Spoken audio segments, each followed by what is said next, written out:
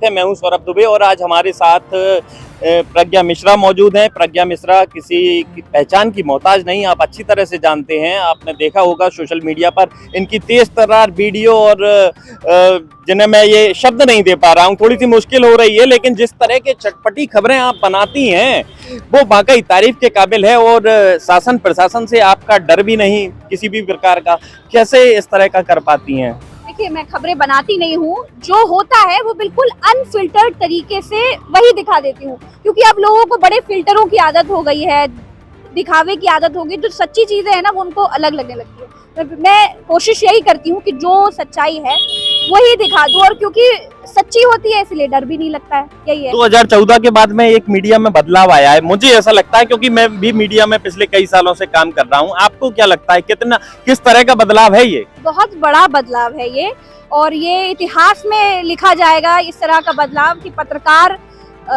जिनके साथ कुछ घटित हुआ होता है, जो बेचारे विक्टिम्स होते हैं, उनको खटघरे में खड़े करने लग गए हैं। अब पत्रकार भी जज बन गए हैं, तो ये समय याद रखेगा। नेताओं के चाटुकार बन गए हैं। गोदी मीडिया एक शब्द, ये तो इतिहास में लिखा जाएगा कि पत्रकारों को गोदी कह दिया गया है, तो ये तो बहुत शर्म की बात है। एक आपने मध्य प्रदेश के कई जिलों के दौरे किए, लोगों से आपने मुलाकात की, क्या लगता है मध्य प्रदेश में किसकी सरकार आने वाली है या नहीं आने वाली है, या फिर मुद्दे क्या क्या हैं, कुछ बताएंगी? देखिए, क्योंकि मैं उत्तर प्रदेश की हूँ, कोशिश करा मैंने मध्य प्रदेश के लोगों को समझने की।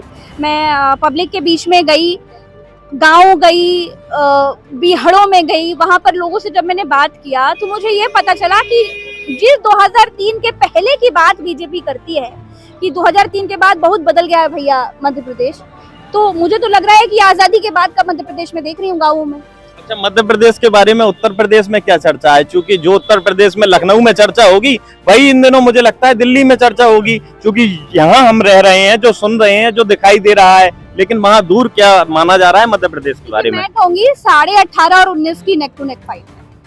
18.5 और 19 बस पॉइंट ही है, कुछ भी हो सकता है।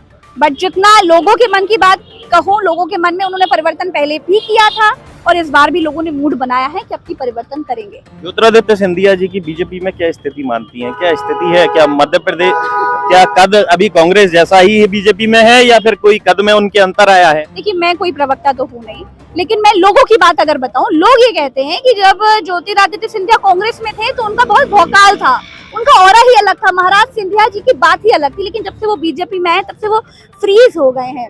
मैंने एक अंतर देखा है उनके समर्थकों में। जब तक ज्योतिरादित्य सिंधिया कांग्रेस में थे तब तक उनके समर्थक उन्हें मुख्यमंत्री बनाने की मांग करते थे, लेकिन अब जब वो बीजेपी में आ गए हैं कांग्रेस से, तो अब उनके समर्थक उन्हें मुख्यमंत्री बनाने की मांग क्यों नहीं करते? भाई, अगर समर्थक है तो मांग करनी चाहिए ना, आपको क्या लगता है? बिल्कुल करनी चाहिए, लेकिन अब बात ये हो गई कि अब तो एक ही चेहरे की बात हो रही है ना। मोदी जी ही मध्य प्रदेश का चुनाव लड़ा रहे हैं, मोदी जी ही जिताएंगे, और हारेंगे तो शिवराज जी हराएंगे और या फिर ज्योतिरादित्य सिंधिया हराएंगे। और कोई खास बात आप मध्य प्रदेश के बारे में कहना चाहती हैं? मध्य प्रदेश के लोग बहुत अच्छे हैं। मैंने एक अंतर देखा, मैं बहुत जिले बड़ी जगह घूमती हूँ। मैंने देखा कि कभी आप किसी से एड्रेस पूछे ना, तो लोग, हमारे उत्तर प्रदेश में भी ऐसा ही होता है, एड्रेस पूछते हैं तो हम दूर खड़े रहेंगे, हाँ भैया आगे चले जाना, मिल जाएगा।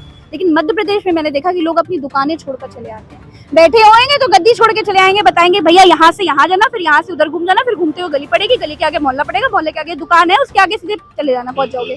तो ये मैंने लोगों के अंदर अपनापन देखा। चलिए, मध्य प्रदेश के लोगों की तरफ से आपका बहुत बहुत शुक्रिया। आपने मध्य प्रदेश के लोगों की बहुत तारीफ की, बताया कि भाई मध्य प्रदेश के लोग सहयोगी होते हैं, हर तरह से सहयोग करते हैं। आपका भी मध्य प्रदेश के लोग आगे की यात्रा में सहयोग करते रहें, ऐसी कामना हम करते हैं, और आपके मुंह से हमेशा मध्य प्रदेश के लोगों के लिए दुआएं निकलती रहें, और मध्य प्रदेश के लोगों को एक अच्छी सरकार प्राप्त हो जो बिजली, पानी, सड़क, यातायात, स्वास्थ्य, शिक्षा जैसे क्षेत्रों में काम कर सके, गरीब के हित की बात कर सके, गरीब के हित में काम कर सके, केवल नारेबाजी ना करे, केवल नारे ना लगाए, और वाकई धरातल पर जो काम हो वो दिखाई दे।